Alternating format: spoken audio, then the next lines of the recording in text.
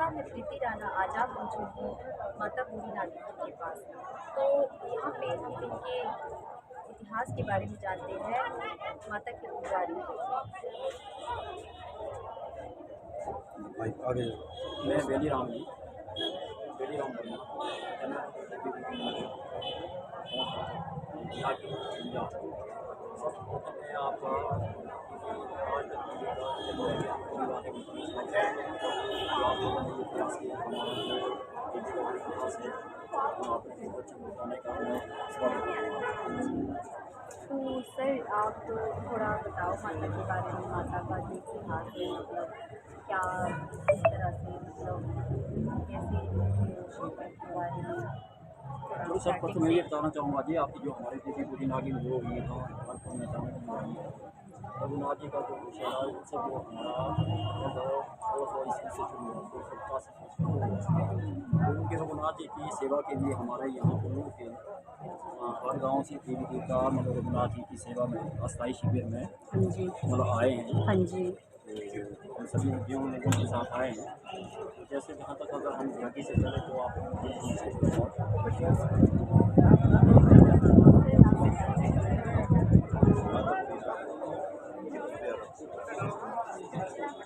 और इसका मुख्य इतिहास का पावन झील है और भव्य मंदिर है और पुजारी पति का स्थान भी है और और वहाँ की पवित्रता और वहाँ ऐसी सरोवर बड़ी बिल्कुल साफ नाक में पत्ता न किसी का न कोई छींटा साफ पानी है और वहाँ की एक विशेषता और भी है माता की विशेषता ऐसी है कि जीवन पानी और सूर्य और माता को चढ़ाते हैं घी की धारा देते हैं सरोवर के चारों और माँ आशीर्वाद होना पालन फिर आप बताइए। हम एक शहर में घुमाए शिव के बारे में वो अजीब सी बात काफ़ी प्रसिद्ध है। वहाँ पूरा जंगल है, पूरे जंगल में जो घास पात उसमें जानवर पानी में वो इतना निर्मल पानी है। वहाँ कोई दिक्कत नहीं है। वहाँ कभी नाम की कोई चिड़िया होती है, उसकी ड्यूटी वहाँ देवी की तरफ से सुबह शाम होती है और वो सारा पत्ते वगैरह जो भी वहाँ प्रॉब्लम होती है वो सारा खा लेती है और by the next day pure पानी वहाँ मिलेगा। बहुत नीला वहाँ के खास ये थे माता जी के पुजारी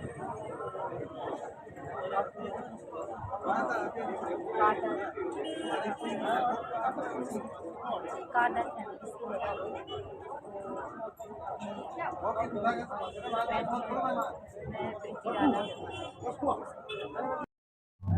नमस्कार, मैं अजय डिब्बा शर्मा। मेरी सहयोगी अभी आपके सामने जो था पूरी नागिन जो एक मंदिर है हिमाचल प्रदेश के बंजार घाटी के अंदर, तो प्रीति वहाँ से जुड़ी हुई है हमारे साथ। और प्रीति ने बातचीत की। मैं इस माता के इतिहास के बारे में थोड़ा सा और अवगत कराना चाहूँगा। एक चिड़िया आबी एक ऐसी चिड़िया है जो पानी के अंदर रहती है। अगर झील के अंदर कोई पत्ता गिर जाए तो वो अपनी चोंच से उठाकर उस पत्ते को झील से बाहर फेंक देती है। एक अद्भुत इतिहास, एक अद्भुत बात, एक माता का अद्भुत इतिहास। तो आबी जो चिड़िया है उसका एक अपना इतिहास है, माँ बूढ़ी नागिन का एक अपना इतिहास है। मंदिर कमेटी के लोग और जो माता के साथ जो देवू लोग श्रद्धालु जन आए हुए बराबर बातचीत चली हुई है। तीनों जो विद्वान माता के जो पुजारी है, सेवक है, वो हमारे साथ जुड़े हैं। ये जो झील है ये अपने आप में एक वचित्र झील है। इसका पूरा इतिहास हम आपको देंगे। सर, मैं जानना चाहूँगा पहले तो मेरे को आप आबी के बारे में बताइए।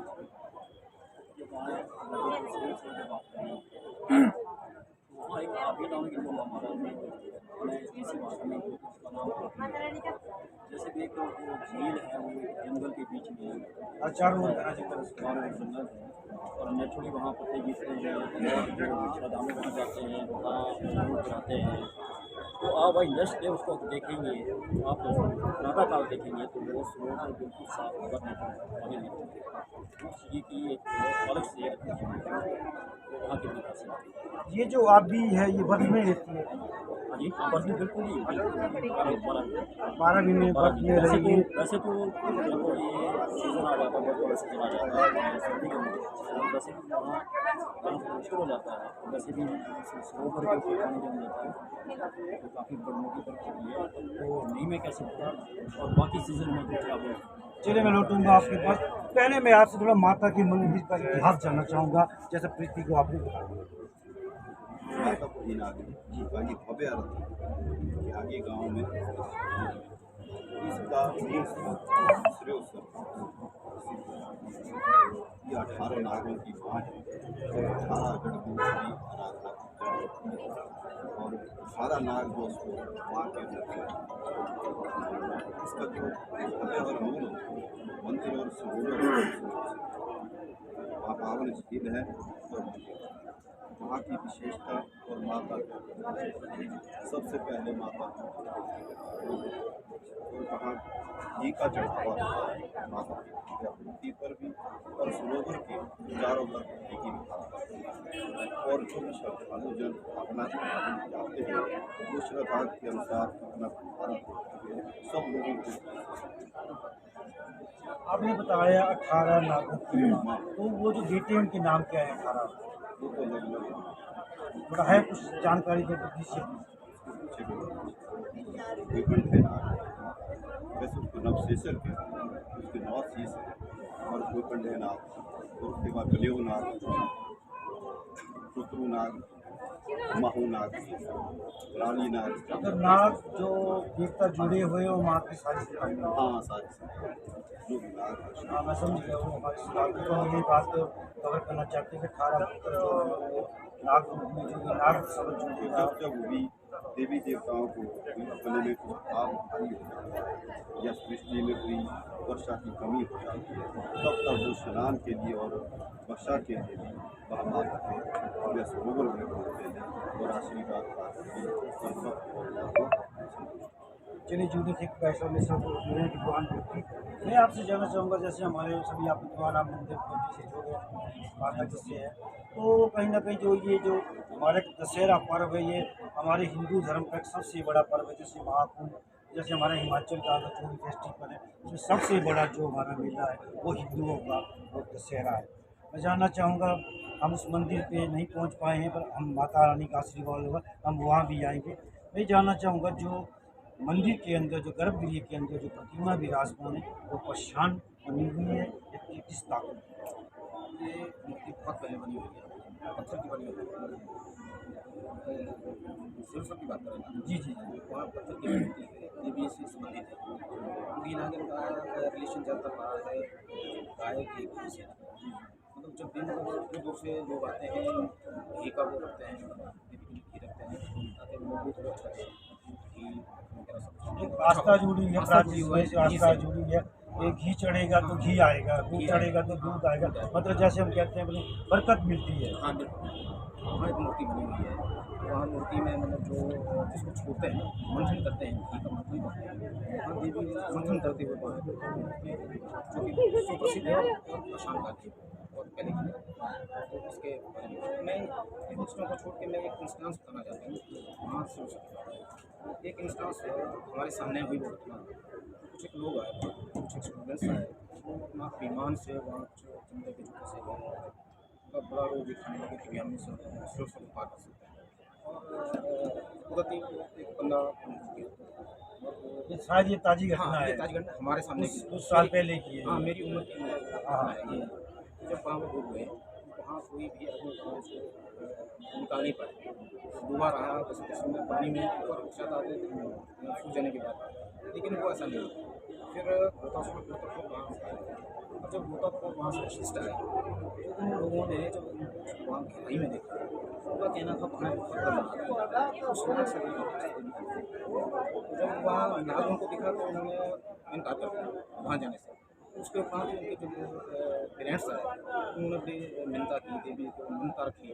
उसके बाद जो है सेकंड डे वो ऊपर आ गए, दर्शन करा के ये हमने आंखों से देखा। बूढ़ी नागिन शब्द, बूढ़ी का मतलब तो हम बुजुर्ग को लेते हैं, तो बूढ़ी नागिन का पूरा शब्द क्या हो सकता है?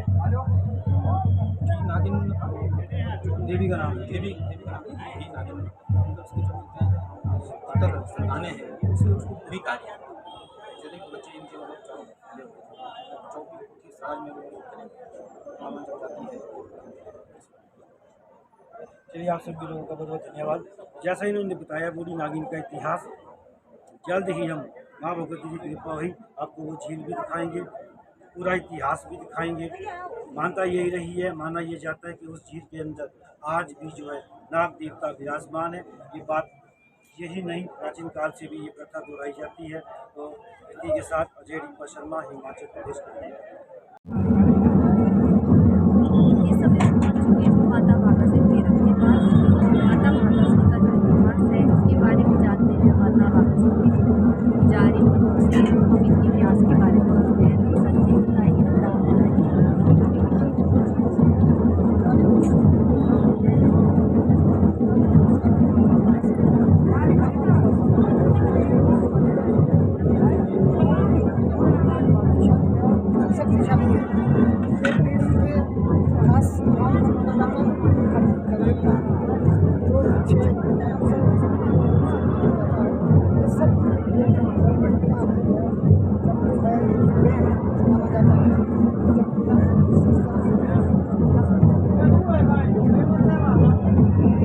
माता के बारे में, इतिहास के बारे में सर।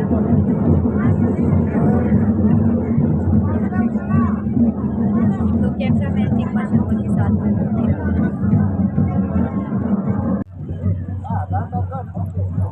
इस समय में आप पहुंच चुके हैं माता भागासुर देवी के पास। तो जानते हैं कि पुजारी कैसे माता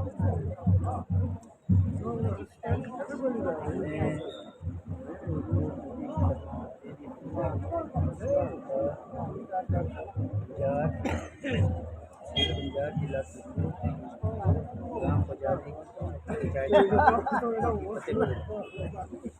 ये माता महिषासुरमर्दिनी योग माया आदि शक्ति के रूप से यहाँ जारी। इसका दशहरे में आने से कई सालों से दशहरे आ रही है। लोग अपने दुख सुख को सुनाते हैं और जो मन की मानता की रक्षा सूत्र माता बांधती है। देवी बच्चा लगाती रक्षा सूत्र, बाकी देवताओं के पास रक्षा सूत्र नहीं लगाते। ये रक्षा सूत्र ऐसा लगाते जिस आदमी के लिए रक्षा सूत्र लगाना उसकी दवाई की जाती है। रक्षा सूत्र से डोरी के धागे से पैर से सिर तक नाप कर फिर उसका रक्षा सूत्र बनाया जाता है। उसके ग्रह चाल, कोई दुख बीमारी, कोई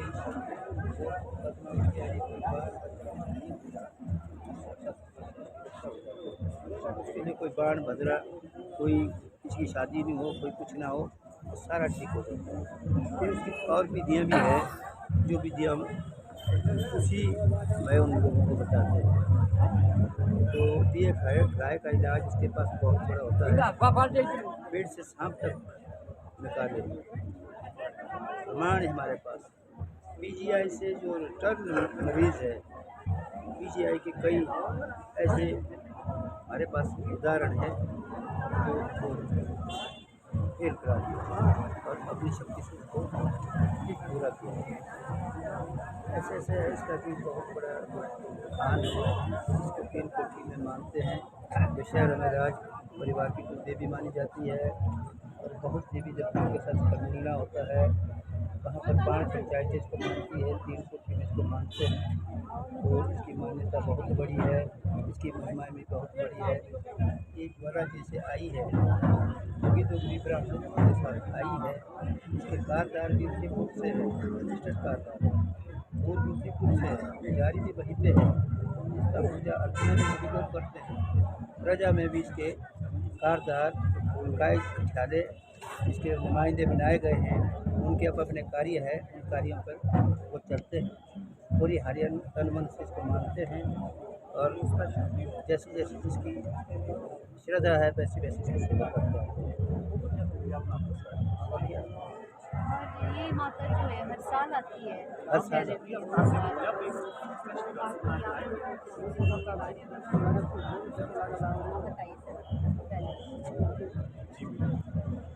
कोई ऐसी चीज़ मतलब माता है कोई ऐसा इतिहास जो किसी को पता ऐतिहासिक मामलों में बात करें तो मैं दुशहरे में आने का इतिहास राज परिवार की माता राज परिवार में जो भी कार्य होता है वो होता है माता रानी के आदेश से होता है और रघुनाथ की आदेश से होता है। तो राज परिवार की 5 पूजे हैं, 5वीं हमारी माता है पंचाली द्रौपदी भी बोलते हैं इसको, ज्वाला जी बोलते हैं। इसका बहुत गहन इतिहास है। अभी इसमें हम जाएंगे तो थोड़ा सा वक्त लगेगा, तो इसमें थोड़ा सा हमें इतिहास में जानने की ज़रूरत है, लेकिन अभी समय नहीं है। तो राज परिवार की कुल माता 5वीं कुल है और राज परिवार जो राजा है हमारे ये पांडु कुल के हैं। ठीक है, द्रौपदी भी पांडु कुल की है। फिर अब आप माता जो है माता बाकी देखिए जी, माता गंगा के इतिहास के बारे में शायद मैं उतना नहीं कह पाऊँगा जितना उनके पूर्व पुजारी और वहाँ के स्थायी निवासी कह पाएंगे। मैं तो भगवती माता पंचाली के इतिहास के बारे में कहता हूँ, लेकिन फिर भी जो जानकारी हमें प्राप्त है कि जब अज्ञातवास को पांडव मनाली की नगरी में आए तो मनु ऋषि की जो मनाली का नाम मनु ऋषि से पड़ा हुआ है, तो वहाँ पर माता हडिम्बा का वास था।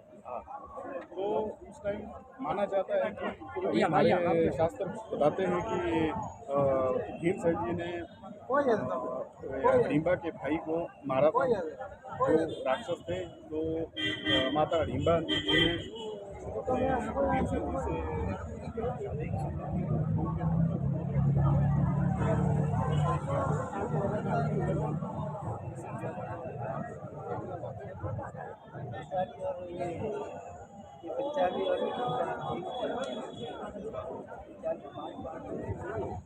लंबा जिम की हुई मतलब इस शौक ने हुआ ये बड़ी हुई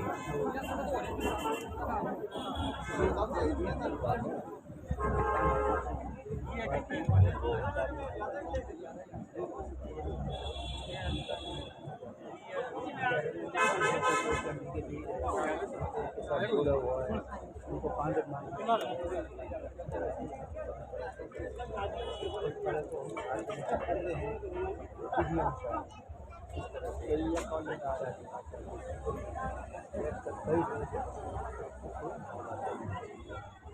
यहाँ का सारा कार्य भगवान रघुनाथ जी के आदेश के अनुसार होता है।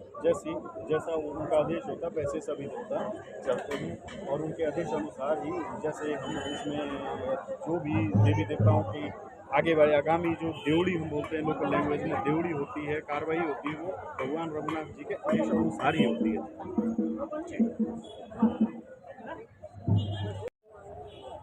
नमस्कार, मैं प्रीति राणा। आज आप मौजूद हूँ माता बूढ़ी नागी जी के पास। तो यहाँ पे हम इनके इतिहास के बारे में जानते हैं माता के पुजारी।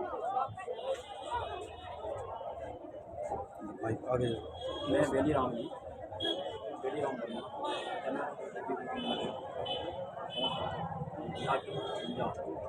सबसे मैं आपका आज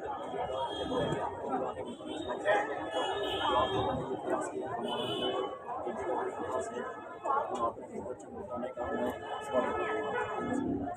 तो सर आप थोड़ा बताओ माता के बारे में, माता का जो इतिहास है, मतलब क्या किस तरह से, मतलब कैसे के बारे में तो सब कुछ मैं ये बताना चाहूँगा जी, आपकी जो हमारी देवी बूढ़ी नागिन वो हुई था हर में जाने की रघुनाथ जी का जो विषय उनसे जो हमारा 1600 ईस्वी से शुरू हुआ, 1685 से उनके रघुनाथ जी की सेवा के लिए हमारे यहाँ कुल्लू के हर गाँव से देवी देवता मतलब रघुनाथ जी की सेवा में अस्थायी शिविर में हाँ जी, मतलब आए हैं। हाँ जी, तो हम सभी उद्योग लोगों के साथ आए हैं।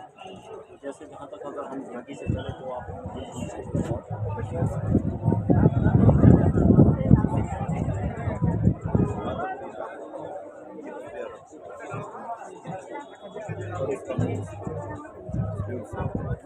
राज का पावन स्थल है और भव्य मंदिर है और उसका ही उत्पत्ति का स्थान भी है और वहाँ की पवित्रता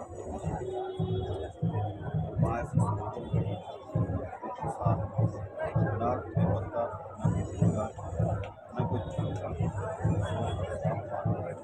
और वहाँ की एक देवता और भी माता विशिष्टता ऐसी है कि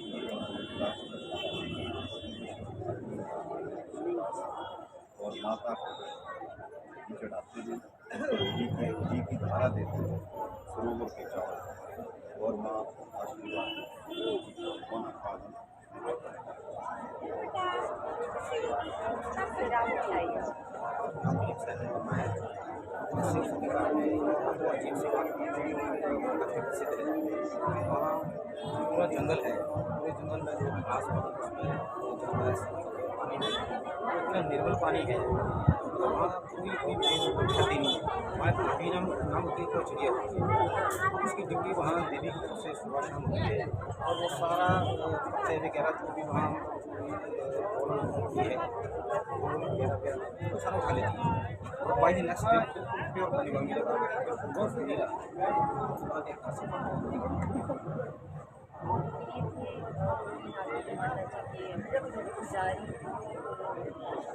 नागी माता जी के पुजारी काटा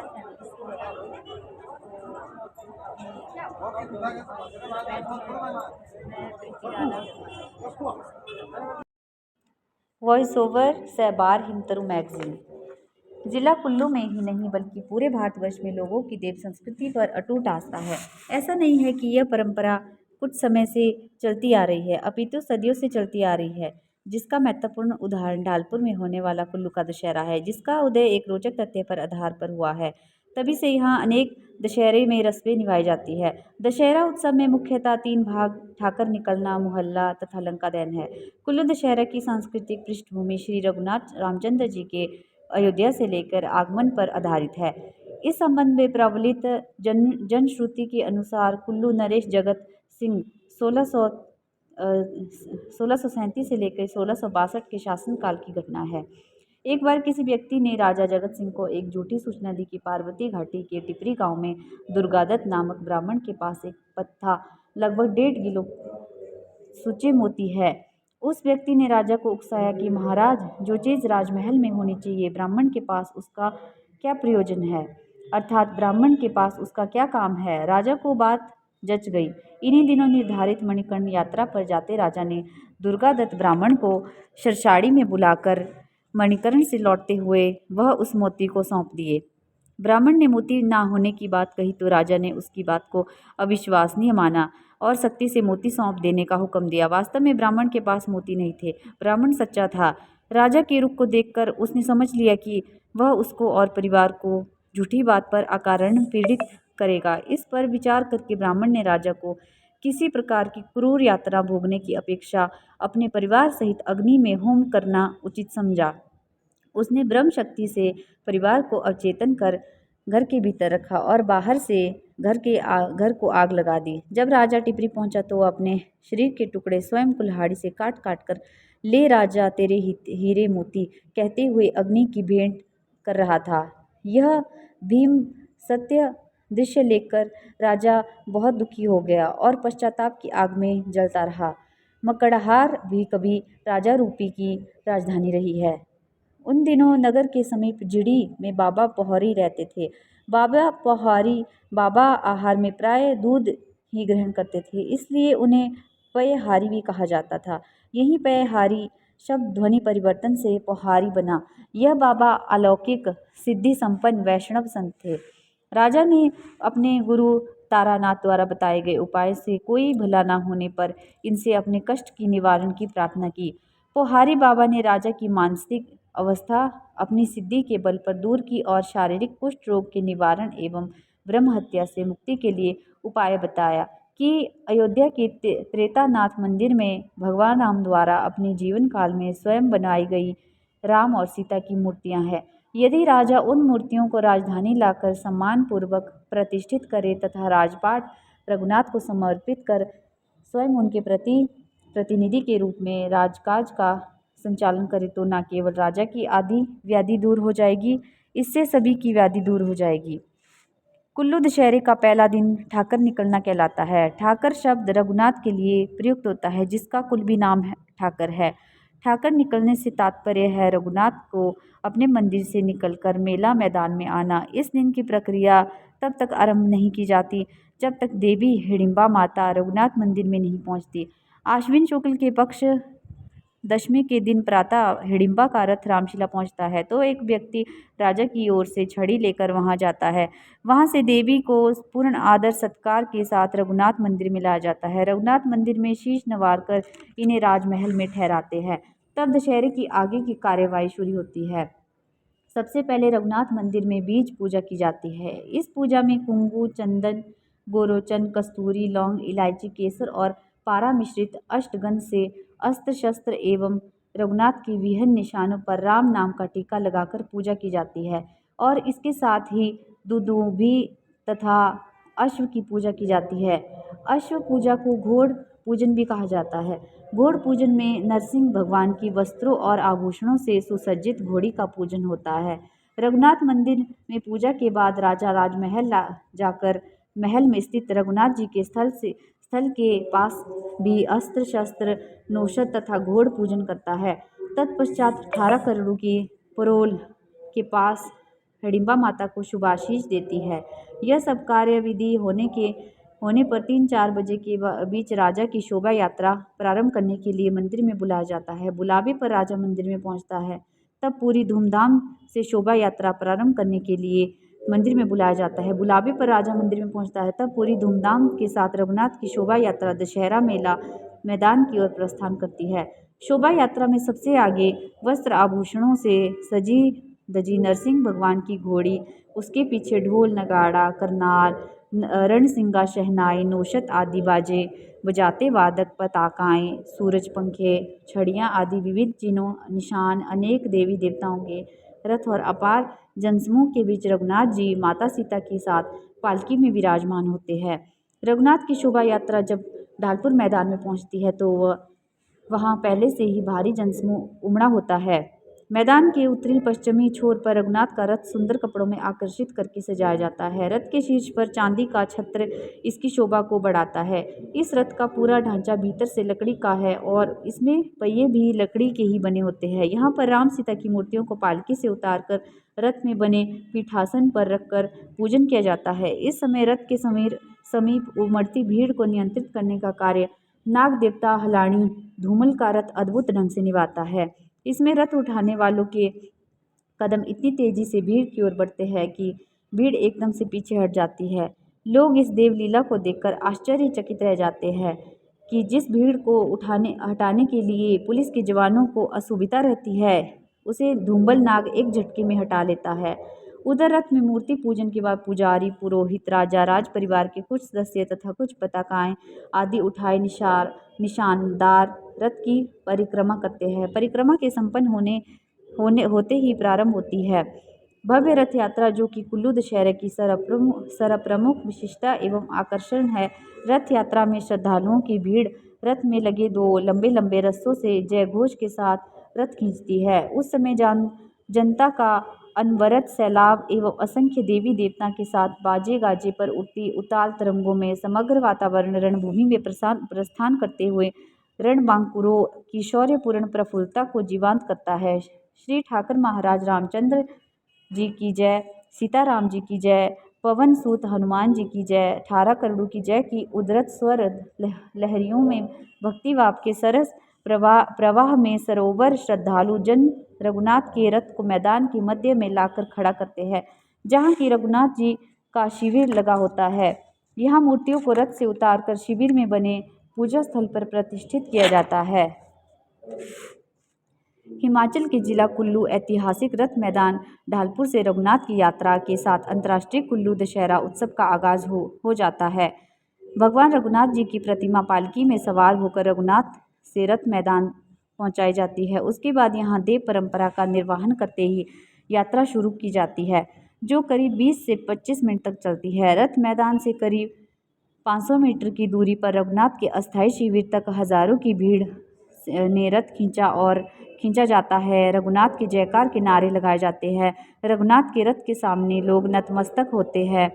चारों ओर लोगों की भीड़ और बीच में रघुनाथ जी का रथ इस उत्सव को 4 चांद लगा रहा होता है और रथ के चारों ओर देवलुओं के कंधे पर झूमते नाचते देवता चल रहे होते हैं। देवी देवताओं से कुल्लू का ऐतिहासिक मैदान देवमय हो जाता है। इस नज़ारे को देखकर लोग लोग बहुत खुश हो जाते हैं और इस नज़ारे को अपने मोबाइल और कैमरे में कैद कर देते हैं। गौरतलब की बात यह है कि रथ यात्रा में जिला भर से आने वाले सभी देवी देवता भाग नहीं लेते हैं, जिनमें करीब 5 दर्जन देवी देवता अपने हरियाणों और ढोल नगाड़ों की थाक पर रथ यात्रा में भाग लेते हैं। मनाली की हडिम्बा माता की इस दौरान विशेष भूमिका रहती है। सबसे पहले देवी दोपहर बाद रघुनाथ मंदिर पहुंचती है और यहाँ की देव कार्यवाही को आज अंजाम देने के बाद ढालपुर की ओर रवाना होती है और रथ यात्रा में शामिल होती है। जब से कुल्लू दशहरा उत्सव को मनाने की परंपरा शुरू की गई है, उस समय यह सिर्फ देवी देवताओं और कुछ रियासतों तक ही सीमित था, लेकिन धीरे धीरे करके इसका व्यापारिक, सांस्कृतिक और धार्मिक महत्व बढ़ता जा रहा है। 1966 में दशहरा उत्सव को राज्य स्तरीय उत्सव का दर्जा दिया गया है और 1970 को इस उत्सव को अंतर्राष्ट्रीय स्तर का दर्जा देने की घोषणा हुई है, लेकिन मान्यता उतनी नहीं मिली है। लेकिन वर्ष 2017 में ऐसे ऐतिहासिक उत्सव को अंतर्राष्ट्रीय उत्सव का दर्जा दिया गया। रघुनाथ से जुड़े 46 उत्सव और परंपराएं हैं। कुल्लू में बसंत पंचमी के दिन से ही भगवान रघुनाथ की नगरी में होली का पर्व शुरू हो जाता है और यह 40 दिनों तक चलता है, जिसके चलते 2 वर्षों में सदियों से मनाए जा रहे उत्सव की परंपरा टूट जाती है। हालांकि सुल्तानपुर में रघुनाथ दशहरा उत्सव में बाहर निकले थे, लेकिन ढालपुर मैदान पर आने की परंपरा इस दौरान टूट ही गई थी। उसके बाद वर्ष 1974 में प्रदेश के तत्कालीन मुख्यमंत्री डॉक्टर परमार ने उत्सव को फिर से शुरू करने का बीड़ा उठाया था और फिर से परंपरा आरंभ हो गई थी। जिला भर से देवी देवता ढालपुर पहुंचते हैं और सुबह से देवी देवता बारी बारी अपने हरियाणों के साथ ढोल नगाड़ों की थाप पर सुल्तानपुर स्थित रघुनाथ के मंदिर पहुंचते थे और मंदिर में शीश नवा रहे होते हैं। इसमें राज परिवार की अहम भूमिका रहती है। इस दौरान राम भरत का मिलन सबको भाव विभोर करने वाला होता है। केसरी रंग से पूरी तरह से रंगा हुआ हनुमान जिन श्रद्धालुओं को रंग लगाता है, वे अपने आप उनको सौभाग्यशाली मानते हैं। कुल्लू के रघुनाथपुर स्थित भगवान रघुनाथ के सम्मान में हर वर्ष 46 उत्सव मनाए जाते हैं। इनमें से 5 तो मंदिर के बाहर और बाकी मंदिर के भीतर मनाए जाते हैं। कुल्लू का दशहरा, बसंतोत्सव और अन्नकूट जैसे उत्सव प्रमुख है, जिसमें इसके अलावा ऐसे अन्य उत्सव हैं जो भगवान रघुनाथ के सम्मान में मनाए जाते हैं।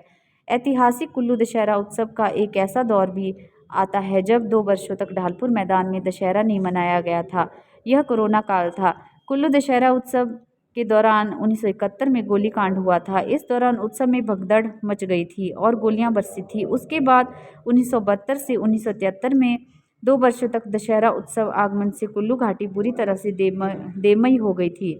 चारों तरफ ढोल नगाड़ों की गूंज से वातावरण स्वर्ग सा एहसास करवा रहा था। उत्सव के दौरान रथ यात्रा में ऊंची घाटी हलाण के देवता धूमल को रथ खींचते बार लोगों की भीड़ को नियंत्रित करते देखा है। लोगों की भीड़ पर काबू पाने के लिए देवता धूमल अपनी अंगड़ियों के सहारे भीड़ को दूर करते हैं, ताकि उस समय अनियंत्रित होकर जनता रथ यात्रा में कोई रुकावट पैदा ना करे। वहीं पुलिस जवानों ने भी अपने दल बल सहित कुल्लू को पुलिस छावनी में तब्दील कर दिया है। कुल्लू के प्रवेश द्वार बजौरा में वाहनों को जांच पड़ताल करके कुल्लू की ओर भेजा जाता है। प्रधानमंत्री नरेंद्र मोदी जी ने दशहरे के शुभ अवसर पर जिला कुल्लू के ढालपुर मैदान में मनाए जा रहे 7 दिवसीय अंतर्राष्ट्रीय कुल्लू दशहरा उत्सव में भगवान रघुनाथ की यात्रा में अपनी गर्मामयी उपस्थिति दर्ज की है। मोदी ने यहाँ ऐतिहासिक भगवान रघुनाथ जी को हाथ जोड़कर वंदन किया तथा समस्त देवी देवताओं से आशीर्वाद लेकर देश की सुरक्षा एवं प्रगति को लेकर प्रार्थना की है। नरेंद्र मोदी देश के ऐसे पहले प्रधानमंत्री हैं जो कुल्लू के दशहरा उत्सव में शामिल हुए। रघुनाथ जी की रथ यात्रा के साथ ही 7 दिन चलने वाले कुल्लू दशहरा उत्सव का आगाज हो जाता है। प्रधानमंत्री मोदी रघुनाथ की रथ यात्रा के दौरान कुल्लू के ढालपुर मैदान पहुंचते हैं और 47 मिनट तक यहां रुके। कुल्लू पहुंचने पर मुख्यमंत्री जयराम ठाकुर ने कुल्लवी शॉल और टोपी पहनाकर प्रधानमंत्री मोदी का स्वागत किया। इस मौके पर प्रधानमंत्री नरेंद्र मोदी ने स्वयं कहा कि उन्हें कई साल बाद कुल्लू दशहरे में शामिल होने का मौका मिला है। इससे पहले जब वह भाजपा में हिमाचल के प्रभारी थे, उस समय कुल्लू दशहरे में शामिल हुए थे। कुल्लू दशहरे में मोदी जी ने भगवान रघुनाथ जी के दर्शन किए और देश की सुरक्षा एवं प्रगति के लिए प्रार्थना की। उन्होंने रथ यात्रा के दौरान सभी देवी देवताओं का आशीर्वाद लिया। कुल्लू के दशहरा उत्सव में प्रधानमंत्री मोदी ने अटल सदन के प्रांगण में विशेष व्यवस्था की। इस जगह के रथ मैदान 10 मीटर दूर है। रथ मैदान को सुरक्षा के लिहाज से चारों तरफ से होर्डिंग लगवाकर कवर किया गया था। लोगों को कड़ी सुरक्षा एवं पुलिस द्वारा चेकिंग के उपरांत ही रथ मैदान में भेजा गया। भाजपा के पूर्व राष्ट्रीय अध्यक्ष और उप प्रधानमंत्री लाल कृष्ण आडवाणी जब देश के गृह मंत्री थे तो कुल्लू दशहरा उत्सव में पहुंचे थे। बतौर प्रधानमंत्री नरेंद्र मोदी जी पहले ऐसे शख्स हैं जो इस उत्सव का हिस्सा बने हैं। कुल्लू अंतर्राष्ट्रीय अवसर पर भारत के किसी प्रधानमंत्री का पहली बार यहां आना बहुत ही अविस्मरणीय घटना है। दशहरे का पहला दिन विशेष होता है जब आस्था और लोक संस्कृति का अनोखा मेल दुनिया भर के लोगों को आकर्षित करता है और यह ऐतिहासिक समय इस बार और भी महत्वपूर्ण इसलिए हुआ क्योंकि इस बार पहली बार नरेंद्र मोदी जी कुल्लू की जनता के बीच पहुंचे। नरेंद्र मोदी जी की रथ यात्रा के दौरान उपस्थिति हिमाचल के विकास में एक नए आयाम स्थापित होने का शुभ संकेत है। हमारे प्रधानमंत्री का कुल्लू से विशेष लगाव है। यह भी एक संयोग की बात है कि अटल सदन के प्रांगण से मोदी ने रथ यात्रा देखी। उन्होंने बिना भाषण दिए मूक रहते हुए बहुत कुछ कह दिया जो कि आने वाले समय में दिखेगा। अटल बिहारी वाजपेयी के बाद मोदी दूसरे ऐसे प्रधानमंत्री हैं जिनका कुल्लू घाटी से आत्मीय संबंध रहा है। केंद्र सरकार ने हिमाचल के विकास के लिए कोई कसर नहीं छोड़ी है। हमारी डबल इंजन सरकार के कारण हिमाचल आज विकास की बुलंदियों को छू रहा है। सड़क, पर्यटन, अस्पताल, रोजगार आदि में हिमाचल ने खूब विकास किया है। यहाँ के युवा परिश्रमी और उद्यमी है। शिक्षा के क्षेत्र में भी हिमाचल ने खूब तरक्की की है। गांव-गांव तक ज्ञान की रोशनी फैली हुई है। आज हमारा देश विश्व शक्ति बन चुका है। मोदी जी ने विश्व नेता के रूप में ख्याति प्राप्त कर चुके हैं। मुख्यमंत्री जयराम ठाकुर के नेतृत्व में हिमाचल ने विकास की रफ्तार को खूब बढ़ाया है। जयराम ठाकुर एक ऐसे मुख्यमंत्री हैं जिन्होंने क्षेत्रवाद की राजनीति नहीं की, पूरे हिमाचल में एक समान विकास किया। हिमतरू का ये अंक दशहरा मेले को समर्पित है। आने वाले समय में कुछ महत्वपूर्ण कार्य हिमतरू करेगी। यह पत्रिका गत 18 वर्षों से निरंतर प्रकाशित हो रही है।